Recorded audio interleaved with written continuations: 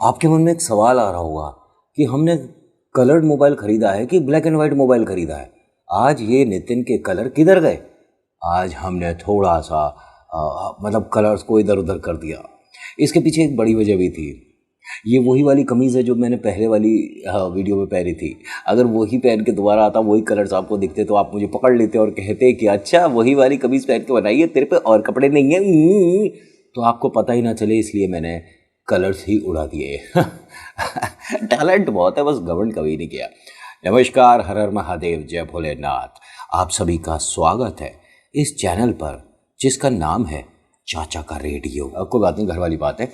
मतलब ये कहानी एक जो गोल्ड में डील करते हैं ना, ज्वेलर्स, उनके बारे में है। और इनका जो दुकान है और जो मकान है वो एक साथ ही है। नीचे दुकान है एक बड़े कमरे में, फिर पीछे का मकान खाली है, जिसमें मतलब खाली क्या, लोग रहते हैं, उनकी धर्मपत्नी बच्चे वगैरह सब रहते हैं। और इसके ऊपर वाला भी मकान इनका था और अंदर से ही सीढ़ियाँ जा रही थी, यानी दुकान मकान पीछे भी मकान। समझ गए ना, सेटअप बिल्कुल से। और मैं कोशिश ये रखता हूँ कि आर्टिकल जब आपको बता रहा हूँ या कोई कहानी अपने दूसरे वाले चैनल पे, आप जानते हो दूसरा चैनल कौन सा है, मतलब ये वाला दूसरा चैनल है, ठीक है, इस पर भी आप जा सकते हो कहानियाँ सुनने का अगर आपको इंटरेस्ट है तो। और आपको सावन की बहुत ज़्यादा शुभकामनाएं, भोले बाबा कृपा बरसाए और आपकी सभी मनोकामनाएं जल्द से जल्द पूरी हो जाए। ये जो मैंने भाई साहब के बारे में बताया, ये ज़रूरी है बताना, अब वरना कह देते आपकी नहीं बता देना कि एक दुकान है और गोल्ड का काम करता है और मकान है, जल्दी से ख़त्म करें अगर बात, मतलब 2 मिनट तो किस बात के ले गया। आपके मन में ये बात आ रही होगी, आप दांत से मेरे कंधे को काटना भी चाह रहे होगे, हैं, मन में आ रहा होगा तेरे तो छाती में जाके दांत गाड़ दें। लेकिन ये सारी भावनाओं को अभी थोड़ा सा रखो अपने पास, क्योंकि जो मैं बता रहा हूँ इस कहानी में ये सेटअप बताना ज़रूरी है। होता क्या है कि ये जिन भाई साहब की मैं कहानी बता रहा हूँ, इसमें नाम इनका अंकित रखा हुआ है और आगे लिखा भी हुआ है कि काल्पनिक नाम है, तो मैं भी आपको बता देता हूँ कि काल्पनिक है। अंकित नाम का एक व्यक्ति एक गोल्ड शॉप चला रहा है। इसके आसपास 10-15 दुकानें और भी हैं। तो ऐसा नहीं है कि भैया पूरे गांव में अकेली दुकान है तो हर कोई गोल्ड खरीदेगा तो इससे ही खरीदेगा, कोई भी चांदी वगैरह का काम होगा तो इसी के पास आएगा, ऐसा नहीं है। दुनिया में और भी दुकानें हैं। ये धीरे धीरे, मतलब बहुत ज़्यादा ग्राहक ऐसा नहीं है कि इस पर टूट कर पड़ रहे थे, ये धीरे धीरे प्रॉफिटेबल होने लगा इसका व्यापार। मतलब ऐसा कोई सोना बहुत ज़्यादा ख़ास भी नहीं था, जैसा जो लिखा है वो बता रहा हूँ। और ये कई कैरेट में आता है गोल्ड।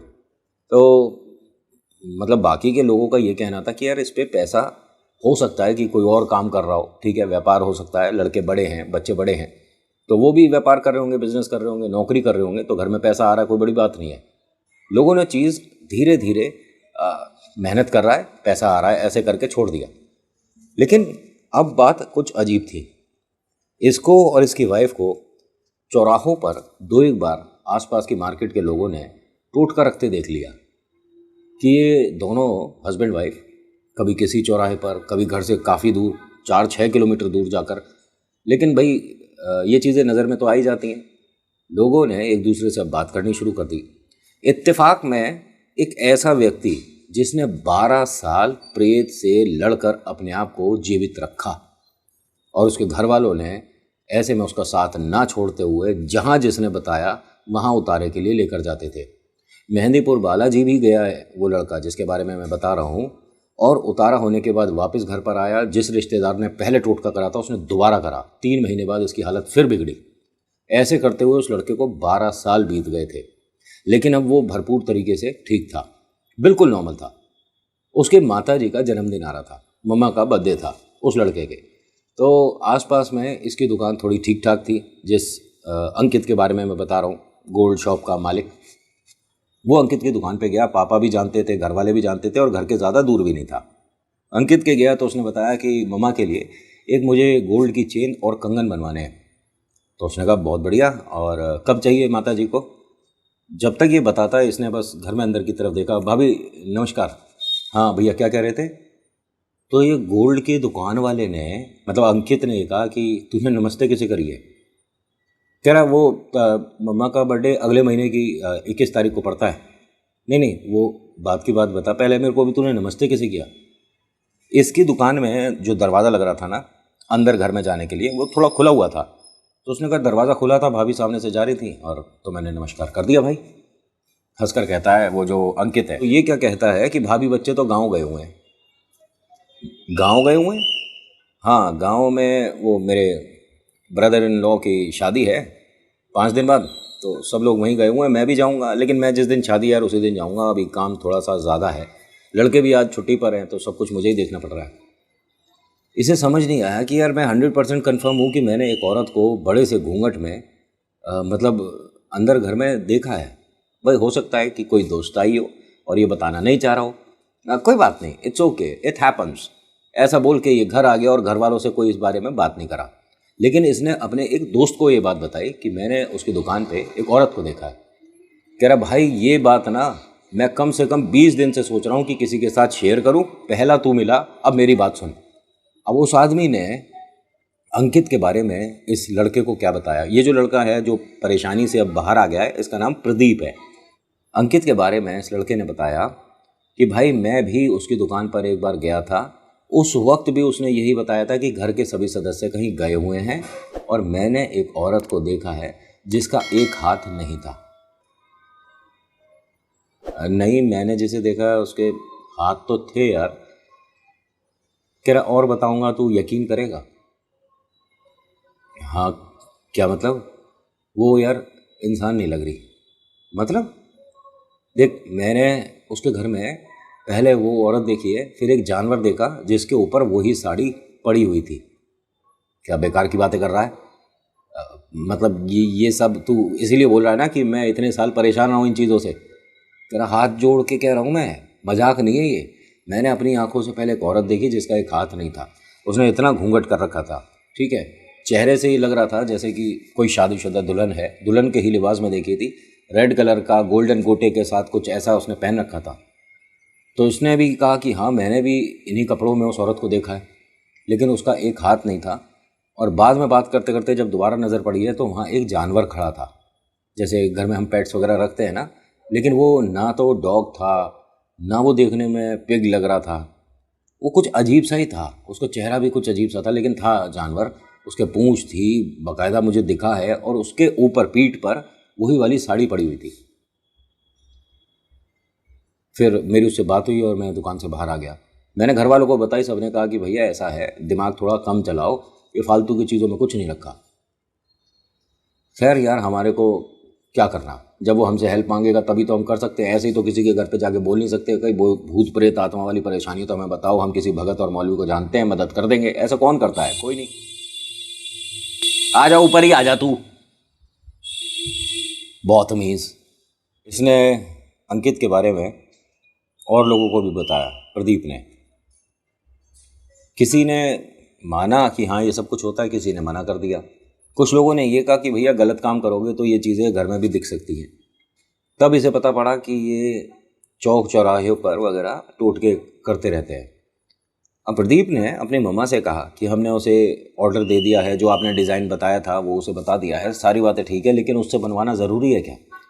मम्मी ने कहा कि अब उसे बताए हुए 8-9 दिन हो गए, अगर उसने शुरू कर दिया होगा काम, अब किसी और को ऑर्डर देगा, गलत है बेटा। और मैंने तुझे मना किया था ये सब कुछ नहीं चाहिए। तो उसने कहा अरे मैं अब जॉब करता हूँ, मैं इतने टाइम से पैसे जोड़ रहा हूँ, और घर में कोई करे ना करे, मैं तो बस आपको गिफ्ट यही वाला देना चाहता हूँ, और अपने मन से कुछ ले आता, आपको पसंद नहीं आता। बात ठीक है तेरी, लेकिन बनाने दे उसे, अंकित भी ठीक ही बनाएगा। उन्होंने कहा मम्मी आप सुन नहीं रहे हो, मैंने उसकी दुकान में ऐसे ऐसे करके किसी को देखा है। पापा आते हैं, वो खाना खाकर प्लेट रखने आए थे, कहते हैं कि दोनों माँ बेटे बहुत ज़्यादा टेंशन में हो। क्या बात हुई? अब सारी बात बताई तो उन्होंने कहा देखो ऐसा है, तुम्हें उसकी दुकान पे जाने की ज़रूरत नहीं है, तुमने ऑर्डर दे दिया, जो भी तुम कुछ बनवा रहे हो, जिस दिन बन जाएगा जाना, लेना और वापस आ जाना। और जब उसकी दुकान पे जाया करो ना तो एक हाथ खाली मत रखा करो। मतलब समझा नहीं पापा? बेटा जब इस तरह की बेचैनी होती है, तुझे भी पहले एक पंडित ने ये बात बताई है ना कि अगर लगता है कि सामने वाला कुछ इस तरह की हरकतें करता है और वो आपके पास बार बार आ रहा है और आपको कुछ अजीब मतलब कोई टोटका कर रहा है और आपके पास आता है, तो अपने हाथ में बाई चांस पॉसिबल नहीं है तो सिक्का रख लो, उस सिक्के को किसी को दान दे दो, ठीक है, कहीं भी दे दो, या आप कोई फूल पकड़ लो हाथ में, या चलते फिरते कोई थोड़ा सा एक पत्ता तोड़ लो हाथ, मतलब हाथ खाली नहीं होना चाहिए, एक हाथ भरा होना चाहिए। वैसे बहुत से लोगों के अब तो फ़ोन होता है हाथ में, लेकिन बाई चांस बात करते में आपने फ़ोन रख दिया और उसने कोई चीज़ पढ़ दी आपके लिए, तो वो असर ज़्यादा करती है। ये एक मैं छोटा सा आपको घरेलू टोटका बता रहा हूँ। बहुत से लोग कहते हैं कि आप अपने पर्स में नेल्स वगैरह, कील वगैरह रखिए, ठीक है, वॉलेट में मतलब, लेकिन वॉलेट में कील रखोगे, पता लगा वो फाड़ फूड़ के आपका वॉलेट बेकार हो गया, तो आप उसे कागज़ में थोड़ा सा रैप करो, हैं, या फॉयल ले लो, वो खाना लेकर जाते हैं हम जिसमें फॉयल में थोड़ा सा नेल को चारों तरफ से ऐसे लपेट दो, वो पैनी जो होती है बंद हो जाएगी। तो माताएं बहनें जितनी हैं इस बात को जो सुन रही हैं, करके देख लेना। आपके सामने से चाहे बिल्ली निकल रही हो, चाहे कोई आप चौक चौराहा ऐसा पार कर दो, ठीक है, जिस पर कोई कुछ करके गया था, साइड में से भी निकल रहे होते हैं, तो भी कभी कभी ये हवा आपके नाम और ग्रह से पकड़ लिया करती है, ठीक है। तो ये बात ध्यान रखना, ऐसा नहीं कि उस पर पैर लगाओगे, उसका सामान उठाकर कुछ खरीद लोगे, खा लोगे तभी असर करेगा। ये तो आपकी किस्मत है, ज़्यादा अच्छी हुई तो वो चीज़ चलते फिरते भी आपके साथ लग जाएगी।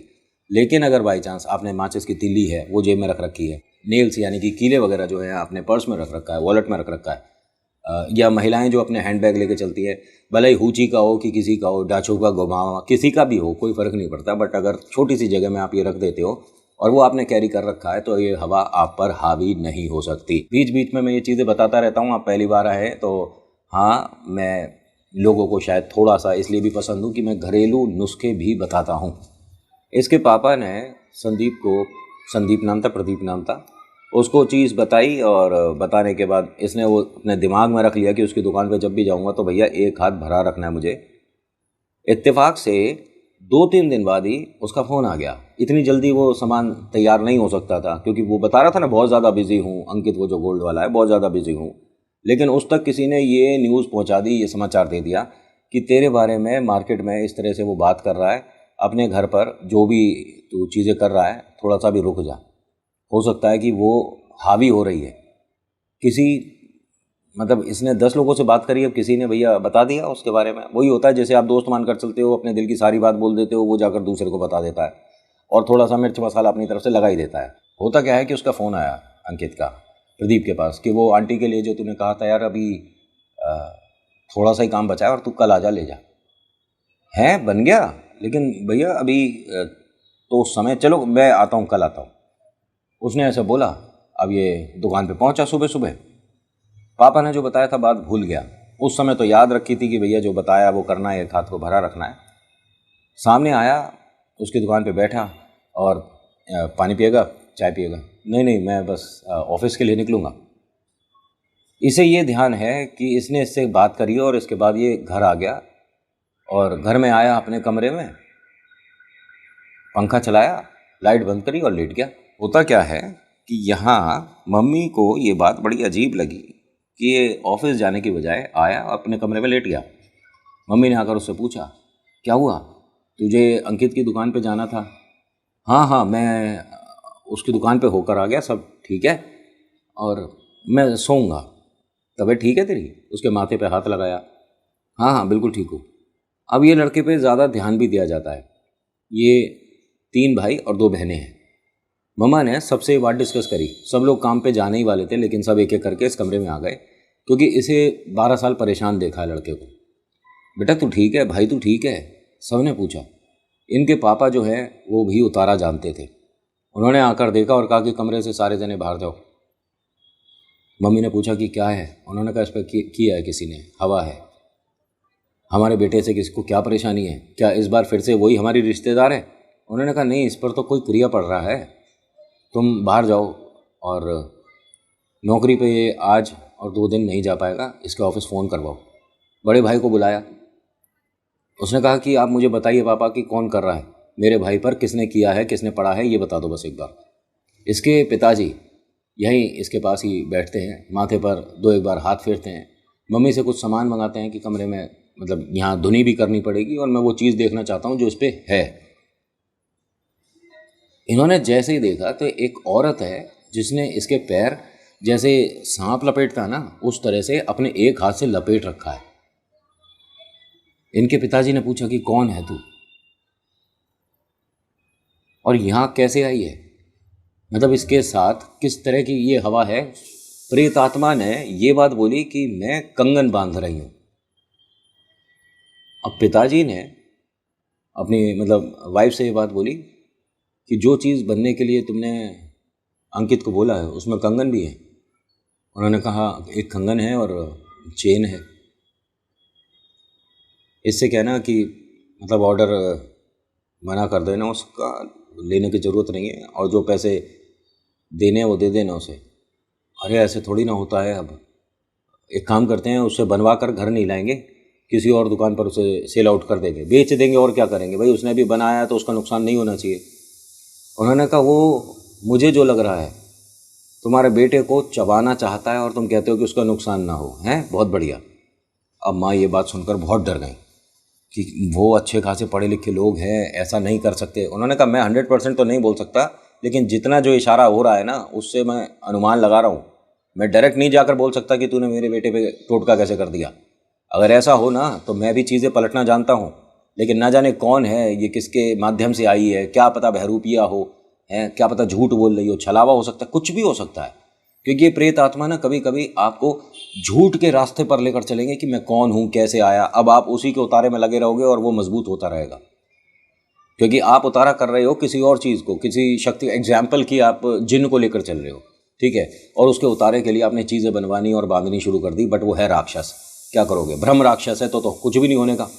आप कितनी भी क्रिया पढ़ लो जिन को उतारने की, राक्षस को उतारने की, ब्रह्म राक्षस है तो किसी के बस की बात नहीं है कि एक बार में तो उतारा हो जाए, मतलब ही नहीं उठता। खैर बहुत बहुत ज़्यादा इनकी कैटेगरीज हैं। अभी तक की कहानी आपको कैसी लग रही है मुझे बताओगे? हाँ please like share comment subscribe कर दिया करो, आपसे विनती है। मतलब कितनी बार मैंने रिक्वेस्ट किया है, अब तो लाइक का बटन भी चिल्ला चिल्ला कर आपको कह रहा कि मेरी तरफ देख ले।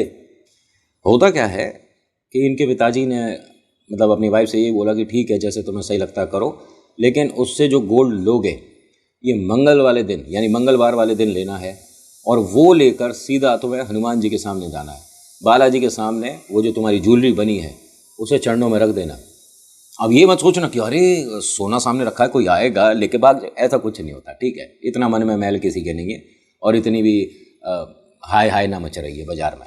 और उसके बाद तुम चाहे घर लाना, ठीक है, लेकिन पहनना नहीं उसे, और फिर उसे जल्द से जल्द 1 महीने के भीतर बेच देना। और जिसे दोगे उससे कहना कि हमें डिज़ाइन में ये परिवर्तन चाहिए, इसी में नहीं करके एक नया सेट बना दो। जो मर्जी कहना भाई, आप चाहे इन दोनों को बेच के एक भारी कंगन ले लेना, जो आपको सही लगता है, लेकिन वो घर में नहीं पहनने। इनके जो बड़े 2 बेटे हैं ना ये शादीशुदा हैं, और उनमें जो दूसरे नंबर का बेटा है उनकी वाइफ है कल्पना। कल्पना बहुत मतलब ये कह सकता हूँ जैसे कच्चा खून होता है ना उस तरह के, मतलब हर दिन उसे बुरी नज़र का सामना करना ही पड़ता है। हर दिन उसके साथ इतनी दिक्कत चलती है, खून पतला कह लो या ग्रह में थोड़ा सा दोष मानकर चलो या कुछ भी, लेकिन कल्पना को बहुत जल्दी ये चीज़ें दिख जाती है। 2-1 बार इस पर किसी ने कोई हवा भी करी है, समझ रहे हो। तो पिताजी ने कहा कि बस कल्पना तक ये बात नहीं जानी चाहिए, और कल्पना इसके सामने जब तक ना आए जब तक तुम उस गोल्ड को इधर से उधर ना कर दो। अब ऐसा कैसे हो जाएगा, एक ही घर में तो रहते हो, अब कोई ऐसा तो है नहीं कि तुम वहाँ रहता है और हम यहाँ रहते हैं। मम्मी ने कहा कि ये पॉसिबल तो है नहीं भाई, कल्पना है, कभी खाना खाने बैठ रहे हैं सब लोग, या कभी ये भाभी के लिए चाय बना कर ले जाता है, अब ऐसा कैसे होगा। तो पिताजी ने कहा कि एक काम करता हूँ, कल्पना को और राकेश को बुलाओ, मतलब राकेश उनके हस्बैंड।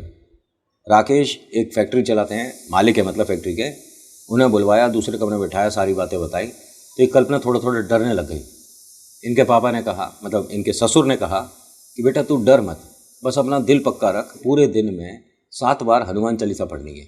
या बेटा अगर तू नहीं पढ़ पाती, घर में काम बहुत रहते हैं, जैसे तू बच्चों को भी ट्यूशन पढ़ाती है, 21-22 बच्चे घर पे ट्यूशन पढ़ने आते हैं कल्पना से, ठीक है, तो तू हनुमान चालीसा गाने लगाकर सुन ले, हैं, उससे भी तेरे को आराम मिलेगा, राहत मिलेगी। चक्र मैं बनाऊंगा तेरे लिए, और रात को 12 से 1 के बीच में जो तेरे को मैं धागा बना कर दूंगा उसे गले में पहन लियो।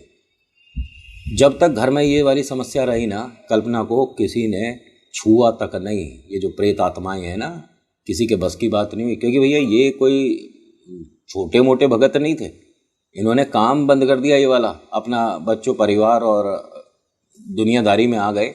लेकिन जितने समय इन्होंने 28 साल अच्छी विद्या हासिल करी है, प्रदीप के पिताजी के बारे में बोल रहा हूँ, पिताजी जो है, मतलब प्रदीप के पिताजी जो हैं, ये उसके पास, वो जो गोल्ड शॉप का ओनर है उसके पास जाते हैं। उसके पास जाकर सीधा सीधा बोलते हैं कि बेटा अगर कोई परेशानी है, तू जानता है मैं किस बारे में बात कर रहा हूँ, मुझे बता, मैं तेरे घर के लिए भी एक किला बना सकता हूँ।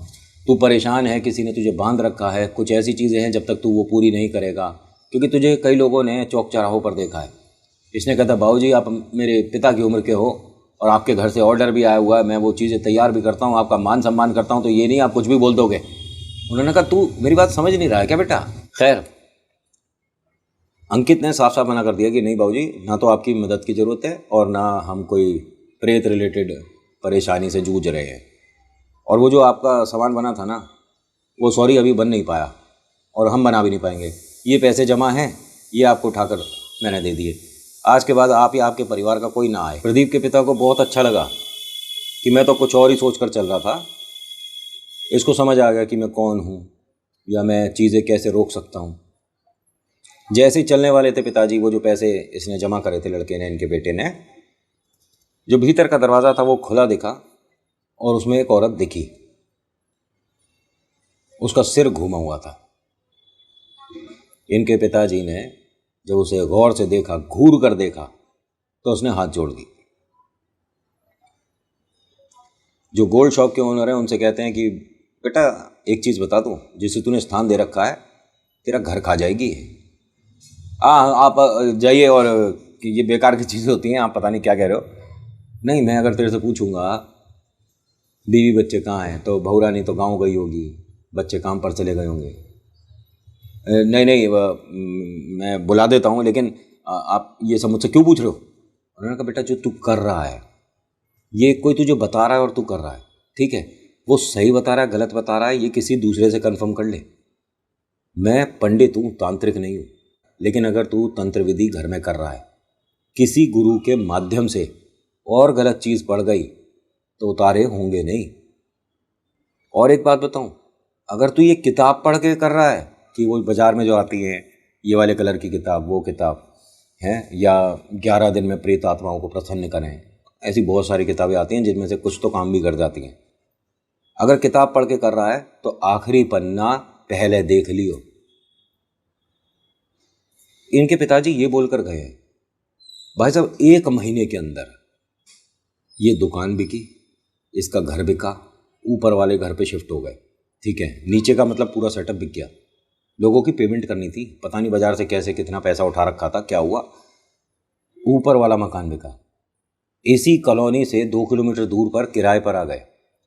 पहले जितना किराए पे थे उसके 6 महीने बाद ये ऐसी जगह शिफ्ट हो गए जहाँ पर किराया इससे आधा था और आसपास गंदगी, मतलब रहने लायक जगह नहीं थी। उसके बाद उन्होंने वो जगह ही छोड़ दी, अब किसी को उसके बारे में पता नहीं। लोग ये कहते हैं कि वो चीज़ इस पर ज़्यादा हावी पड़ गई, और इनके पिताजी का ये बताना है कि उसने प्रदीप पर जो क्रिया पड़ी थी उसमें प्रदीप 40 दिन जिंदा रहता और 41वें दिन घर में मातम बन जाता। भाई, हर पिता अपने बच्चे को, अपने परिवार को बचाने के लिए जो होगा वो करेगा, और जब आपको ये पता पड़ जाए कि सामने वाला मेरे परिवार पर टोट के पड़ रहा है, तो उसके लिए आप अच्छा करने की कैसे सोच सकते हो? नहीं, तू नेगेटिव कर रहा है तो हम अपनी तरफ से ईश्वर की शक्ति लगाएंगे और भैया 100% ईश्वर ही जीतेंगे, क्योंकि भगवान से बड़ी कोई ताकत होती नहीं है। और ये प्रेत आत्मा क्या, हनुमान जी की गदा रख दी जाए तो एक ना उठे। लेकिन उस आदमी का फिर बाद में पता नहीं चला, हर किसी ने कहा कि इसे टोटकों ने बर्बाद कर दिया। उसका बेटा, मतलब जिस जगह जॉब कर रहा था या उसका व्यापार था, वो जो गोल्ड वाले भाई साहब हैं, वहाँ पर उस पर कोई बेईमानी का भी वो लगा, उसने कुछ रुपया 2 रुपया गड़बड़ किया था। तो ये सारी चीज़ें जो हुई ना उसके साथ, ये नेगेटिव एनर्जी को अपने घर में स्थान देने की वजह से हुई थी कि मेरे लिए सब कुछ अच्छा हो जाए और दुनिया का बुरा हो जाए, हैं, सबके साथ मैं टोटके पड़ दूँ, चौराहे पर ये कर दूँ, मैं वो कर दूँ, लेकिन मेरे घर में सब कुछ बढ़िया हो जाए। तो ये जो चीज़ें होती हैं, जब ये घूम कर वापस आती हैं ना, तो घर का घर खा जाती हैं। तो आज की कहानी में इतना ही है, जैसा जो आर्टिकल में था मैंने प्रेजेंट कर दिया। बीच में सॉरी, मैं बहुत इधर उधर जाया करता हूँ, ये अपना घर वाली बात है ना, इसलिए तो आपसे खुलकर बात करता हूँ। So thank you so much for watching. मेरा नाम नितिन है, मुलाकात करूँगा एक अगली वीडियो में। हर हर महादेव, जय भोलेनाथ, धन्यवाद।